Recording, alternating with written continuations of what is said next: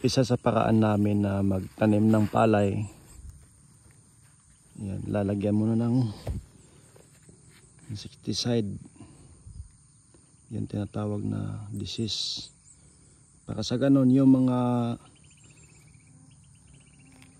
mga insekto na kumakain ng palay, ayan, hindi nila kayang makain dahil sa amoy niyan. So ngayon mga master ay hindi ito katulad sa mga basakan.